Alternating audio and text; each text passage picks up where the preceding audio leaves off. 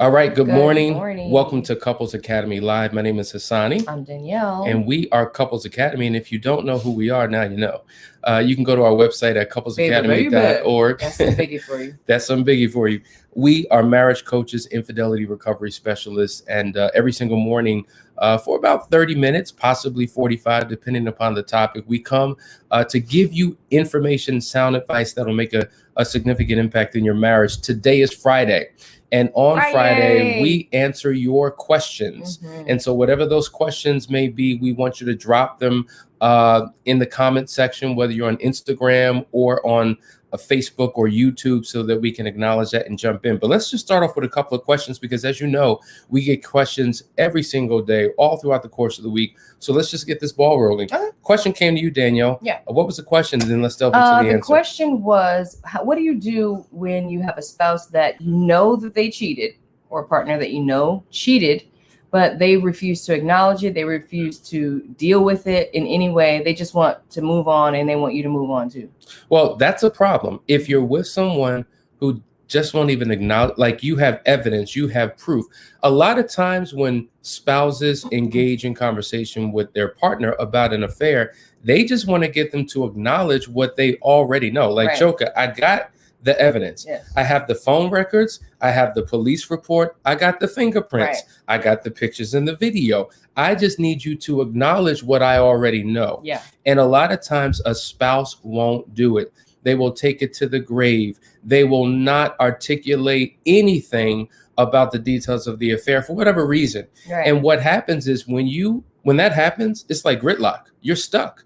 You cannot move forward. Yeah, it's beyond, deny until you get the facts. Like, you already have the facts. This person is unwilling to actually even acknowledge the facts. And so when you're dealing with a situation like that, now it's not about that person. Now it's time to look within and look at self and make some decisions. Because if you're willing to stay with somebody that will not acknowledge you, continues to offend you and hurt you to the core, and you can't even talk about it, there's no way you can approach them and have them go to counseling. They just going to close the door and move on and tell you, they don't even acknowledge you're not going to do it again. They just ain't even going to acknowledge that it happened. Now it's time for you to make some serious decisions. That's not a relationship for you to be in. That's not healthy. That's not a relationship at all. So when an affair occurs, it could have been 5 years ago. It could have been 20 years ago. Mm-hmm. Until you have these conversations where you can unpack what has happened, you will always remain in the discovery phase. I know people who come to us for counseling. The affair happened literally 8 years ago, and they're still trying to figure out the details. They're still in discovery because they've never had this healthy conversation. And it's equivalent to being in a car, you're driving, and somehow you get stuck in mud and you're trying to get out of it. And you're pushing the gas pedal and the wheels are spinning and spinning and spinning, and you're not going anywhere because there's no traction. You cannot move forward. A person just remains stuck. And think about the resentment with that. Like, you're in a relationship where you're completely unacknowledged by the person that keeps hurting you. The resentment that's building in that relationship. And it's almost like the only way it makes sense, it doesn't even make sense, but the only way I could see somebody staying in there is if they were so dependent on that person that they have no way out. But who would choose to stay in an environment where they're just unacknowledged and they keep being cheated on and just offended in that manner? My sister Heather Simple on Instagram, good to see you this morning. Heather. Cynthia, Instagram, good to see you. Hey, Cynthia. Jenna, good to see you. We have Kiara. Good morning, Kiara, on Facebook. Good morning, Stephen. Good to see you, man. Hey, Kiara. And so this is FAQ day. Whatever your question is, we're here to answer it. And so the point is, you will remain stuck until you begin to engage and have open and honest dialogue. And this is why when couples come to us, the very first step we take is engaging in what we call full disclosure, where we unpack all the details of the affair. We're talking about the what and the why, because once you've gotten through the what, then the question is, well, why did it happen? And that can keep somebody stuck as well. So if you're holding on to truths, you're destroying your partner. You're impacting them in such a negative way, and you're remaining in a relationship that cannot develop, cannot move forward because of how you refuse to show up. So hopefully that answers your questions. Post your questions here so we can address them. But I want to hit another question that we just got. How can I begin to trust my partner?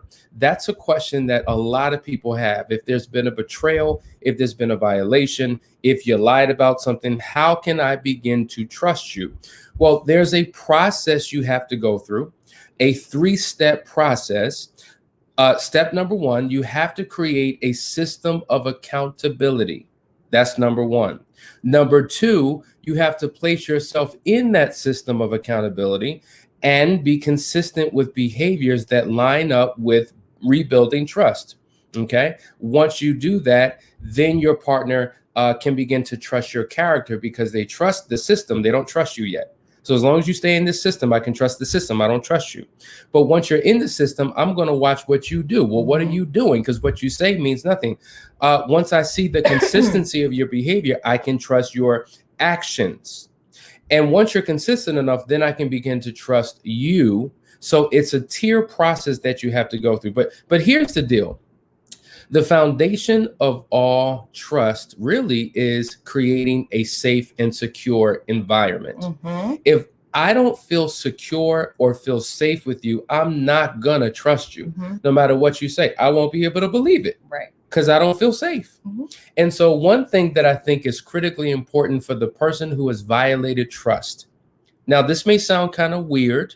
It may sound awkward, but this is the truth. If you, as the violator of the trust, begin to have a healthy distrust for yourself, that begins the trust process. Well, what does that mean? Wait a minute. Ooh, have a healthy distrust for myself. A lot of times people who violate their partner, they have this strong belief, oh, I'll never do it again. Well, why should I believe? Because I'm different now. I've changed. Well, what proof? I don't have any proof, but I'm adamantly telling you it'll never happen again. That doesn't sound believable because you raise your tone, because you have energy, because you have conviction. I can't trust that. Matter of fact, even the scripture says, don't be so high-minded and boastful and arrogant to think that you're better than what you really are. But when you can begin to have a healthy distrust, which says something like this, you know what? I did violate this relationship. I did lie. I did engage in a behavior that sets you back. And if it's happened once, it can happen again. So rather than just believing it'll never happen, why don't I put parameters around myself to keep me from myself? So that way, if it does happen, or if I'm tempted to do something I'm not thinking about, I've already got all of this in place to keep me from going down that path. So a healthy distrust in one's own ability and heart really begins to build trust in your partner. Absolutely. And, to add another layer to that, while you're doing that, setting those boundaries around yourself, protecting yourself from yourself, then there is the consistency that is required. You think about after someone has offended you, you are watching their patterns. You've already experienced the negative patterns, right? And these are the things that cause you to be triggered. So if I see you operating and doing things the way you used to do, now I'm triggered because it reminds me of what you used to do. So your consistency is really, really important when you start to say, I'm going to set these boundaries and these are the things that I'm going to do. Now your spouse needs to be able to count on the fact that you're going to do it consistently. And that is the part that builds the trust, because now I can see you are still doing what you said you're doing. You have set these boundaries in place. Think about it. Repetition is the mother of all learning. There it is. So if I see you repeating and you are repeating, now I'm slowly but surely coming out of my shell. Now I'm starting to see the security build back in my relationship. And I'm starting to realize I might be able to trust him. At least I can trust him over here. I might not be able to, or her, I may not be able to trust him everywhere yet. But here are the little baby steps I'm taking so that I can begin to trust in certain areas. Excellent point. Excellent point. We have some questions. Let's jump in. Ken Thomas. How long should recovery take if both parties are committed to the process? That's a very, very good question. We know that statistically, it takes upwards of 2 years to fully recover from an affair if you are going through a process of recovery. If you're doing nothing, it could take a whole lot longer than that. So you're saying if I'm actually doing the work and getting counseling and working on myself, 2 years, that seems to be a long time. Well, let's explain. Well, first you have the 1 year anniversary of D-Day. right? D-Day is the day that you discovered the betrayal.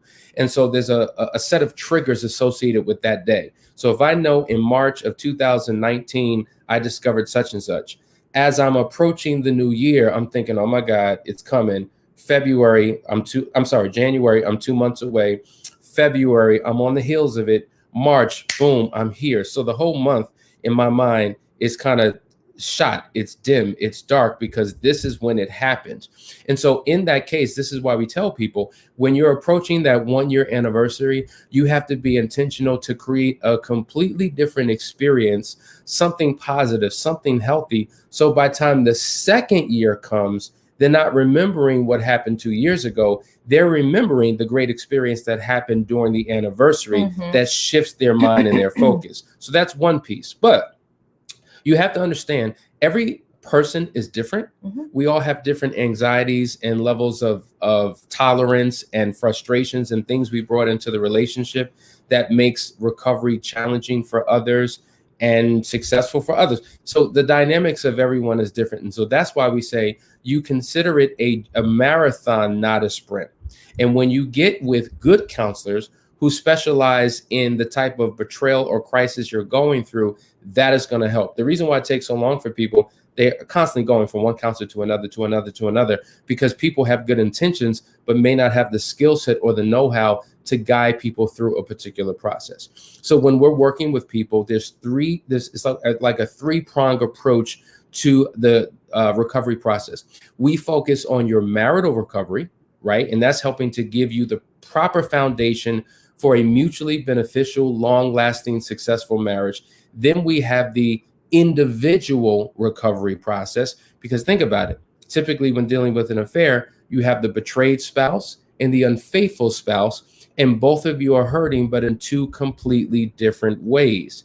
And so your path for individual healing is uniquely different from your partners. And so as long as we're working with you individually as well as collectively, dealing with your own issues, you're able to make a quantum leap forward. And then third is the affair recovery process. And that is a very specific 6-step journey that we take you through that allows you to find the healing and the clarity and the closure. So this can't be done in a moment unless you go through a deep dive, what we will call intensive.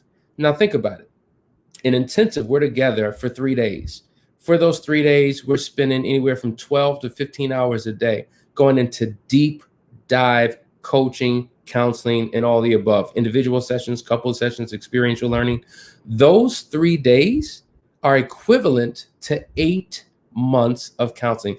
What we do in 3 days is 8 months worth. So if you're going into weekly sessions, it would take you a minimum of 8 months to get to a place that the 3 days can take you through. So really, you have different pathways to choose to determine how long it will take for you and your partner. So that was a very detailed answer, but hopefully that answers the question. Yeah, we got a lot of people saying hey to us. Good morning, Kathy. I don't know if we said hi to Kathy yet. Hey, Christopher, good to see you. Hey, Christopher. Hey, Kathy. Yvette, good seeing you Yvette. today. We have a really interesting question here. It's from Cutie Pie. She says, how do my husband and I overcome cultural differences? He is a traditional Nigerian chef. He's a chief. Chief, sorry. Okay. I am an American educated Black American. He is not open to read or watch anything I suggest. He does not believe in therapy. And I have therapy twice a week. We just cannot seem to get on the same page. We don't live in the same country due to the immigration process. Everything is just everywhere. Please help. Wow, that's a lot going on. It is. You know, interestingly enough, we deal with a lot of couples, and we have discovered that in a racial couple, like usually you would think, okay, he's Black, he's white, he's Latino, he's whatever. It's not about the race, it's the culture. Because you can have two people of the same race, but different cultures, and it creates more of a divide. So there are challenges. And the reality is, whether you're dealing with interfaith relationships, different culture relationships, it requires a lot of conversation it does. And willingness to create a culture that works for your relationship. Absolutely. I think that, there are definitely deeper struggles when it comes to different cultures coming together, different races coming together, things like that. But at the same time, everybody has to deal with that issue when they come into a new relationship. When I married Hasani, I had to learn his culture, how he was raised and he grew up, and vice versa. So I think that it's a challenge that we all have to overcome. There is a certain level of teachability that needs to be there, and this willingness to learn and willingness to change and shift and mold to become one, which is super difficult. It's super difficult to become one because one does not erase the other. You know, when you marry, the goal is not for you to eradicate your partner. You're supposed to be two that become one, which means that there are certain things that I'm taking on from Hasani and certain other things he's taking on from me.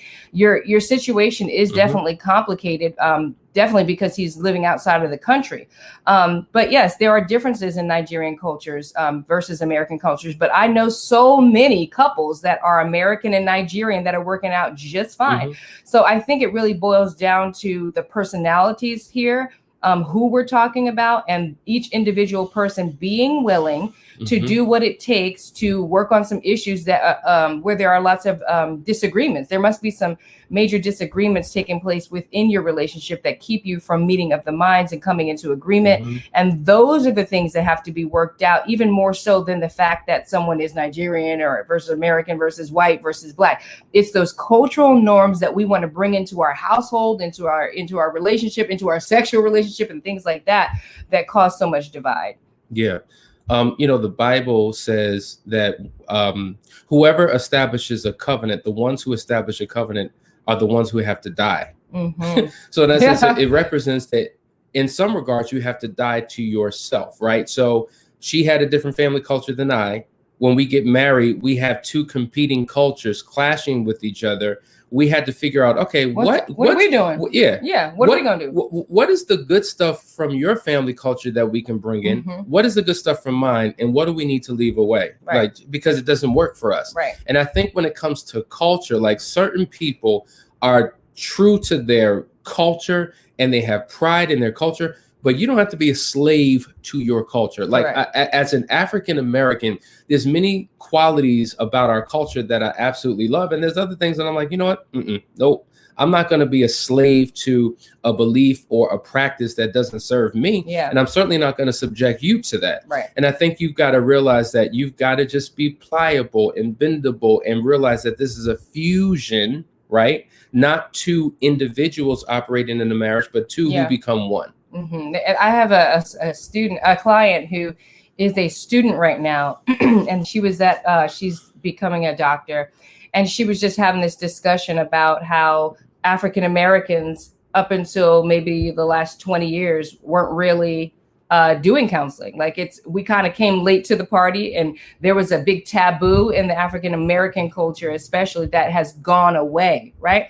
So I could see how it might be possible that your husband, he's just not caught up with this culture of counseling, because it says that you're going twice a week to get counseling. I think everybody I know is in counseling right now. So he's not there. But these are the things that you guys need to come together on. Maybe if you can convince him to sit down in front of two counselors here who can show him the light and let him see, hey, you know what? You'll have it a lot easier in your marriage coming into agreement on something than being in disagreement about everything. And and last point on that, you know, I'm assuming you're believers. I know every Nigerian I know pretty much is a believer. The Bible says seek wise counsel. So whether that counsel can be found in a spiritual leader who has insight to help you in your situation, whether that wise counsel is a couple or an individual with experience and expertise that you can glean from, or whether that wise counsel is a professional. Wherever you can get it, start there. And then eventually he may get to the place where he's now open to see somebody who's a professional. Yeah, even absolutely. If it's videos, he needs to be, listen, and we have videos every single morning. So, you know, if not for nothing, tune in every morning with your husband and then have conversations about it. Yes. Okay. All right. So, hey, Sonia, she says amen. And Al-Mali says, good morning. Hey, Yvette says, oh my God, that's how I felt going into another relationship after being in a relationship with infidelity, but his consistency is what made me trust again. Absolutely. Consistency is the key. Ken says, thank you for your response. Ronald has a question. What do you do when you are in a sexless marriage for 8 years? Pray. That's a hard situation. By definition, let's define what sexless means. Sexless means that you're engaging in sex anywhere between once a month upwards of 10 times a year. Okay, that is a sexless marriage. We've worked with couples. I remember there was a couple, he was like 34, she was 32. They hadn't engaged in sex in about 18 months, and they knew so because their child was 18 months old. There's another couple married for 35 years. For the last 10 years of their marriage, they never, ever had sex, let alone any type of physical intimacy. What we've discovered is that, generally speaking, unless there's a physical challenge to a person's body which doesn't allow them to engage in sex that's pleasurable, a lot of times it could be an unresolved issue. And so whether it's emotional or relational, and it creates this disconnect, that's when sex shuts down, and now it can feel like a chore and feel like a duty, and or I don't awkward like you, and or strange and just too hard. So I would get to the root of it. Like, what has happened in the relationship? When did this all start? And I'm sure you've had many conversations with your partner. One of the biggest issues that you could have is a lack of intimacy, which impacts sexuality. Absolutely. And they're two different things. Yeah. I think that oftentimes in relationships, there's just a lack of transparency and honesty when it comes to sexual issues. And so that's another reason why you can experience a divide. If I don't want to say what I need to say and you can't receive it, or XYZ, then you'll experience this distancing. Once that distance gets so far, what I hear all the time is that it just feels unnatural. I don't know how to turn back on the intimacy with this person. They want to be together, hence you being in a relationship for 8 years with no sex. You want to be together, but you haven't found the road back to that intimacy and connection. And if I were you, I would reach out to us, because we have quite a few programs that we put couples through to help them find that intimacy again. It's a road to get on, but you can find it again. Absolutely. So hopefully that answers your question. All right, let's see what we got. We had one more from, I don't want to miss Nigel. He asked, okay, here we go. Okay, Nigel asked, good morning. Can you speak to why some men feel they don't have to explain themselves to their spouse? Yeah, I think there could be a lot mixed into that. Number one, generally speaking, and I don't want to make a blanket statement, but we're not necessarily the best communicators, right? So if you were raised in a household and you're observing your dad in the way that he communicates, and if he wasn't a good communicator, then you're going to pick up. I mean, we learn through observation and participation. So dad only spoke when he was upset. Dad only spoke when he had something to say. Other than that, he was stoic, he was silent. And so he didn't communicate. So that's just what I see. It's not a matter of right or wrong. It's about what I'm exposed to, right? So we may not have received the best example. That's one contributing factor. Another contributing factor is chauvinism and what we would call our false interpretation of masculinity that would suggest, I don't need to answer to you. You're a woman, I'm a man. I'm the man. Like, well, I'm a grown man. Why do I have to answer to you? Why do I have to explain myself to you? Right? That's another issue. Another issue is a lot of us as men haven't tapped into the emotional side of who we are. And so we live life on the surface. We live life externally, not internally. A lot of people they have more of a freedom expressing hard emotions than soft emotions, because men shouldn't cry and men shouldn't be sad and men shouldn't. So when we have these thoughts and feelings, we internalize it and hold it in and don't articulate what we're feeling and share it with our partner, because we don't want to appear weak. We don't want to appear less than men. And so we have fears, we have idiosyncrasies, we have concerns, but to display that in front of our wives is a problem.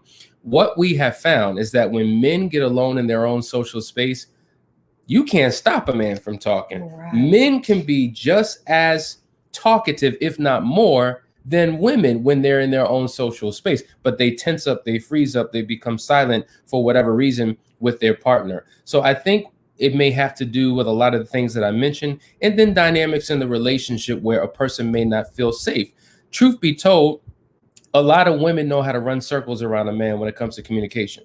Like literally, it's like, remember back in the day, Mike Tyson's Punch Out? If anybody remembers that game on Nintendo, Mike Tyson, remember he was fighting Glass Joe. Glass Joe, all you had to do was boop, and this dude is swirling and he's knocked out. Well, when men and women communicate, sometimes when I say over talk, is I'm not meaning this in a negative way. They can speak miles a minute, and we're trying to process the first thought. We're trying to get our ideas together. And it's just like there's so many different directions that this conversation is going through that we may just shut down because we just don't know how to effectively engage. And so I think it's important that we just learn how to become better communicators, tap into our emotions, begin to articulate, get our thoughts down on paper, and then express from the paper what we're thinking, so that, and then our spouse has to create a safe environment. That's what I was going to add, because, hearing that and realizing the truth about that, we both have to become better communicators, because if I know that I can't hurl too many things at you without it going nowhere, then I'm gonna learn that, and I'm gonna pull back on some things, and I'm not going to hurl so many things. I'm going to deal with one issue at a time and make sure that issue is resolved. So I can't agree with you more on that. I just wonder, how easy is it for men to learn to develop the ability to communicate verbally? Because men do tend to be, not all, right, but a lot do tend to be quiet and stoic and not as responsive, right? So it's interesting that you said it's what you observed.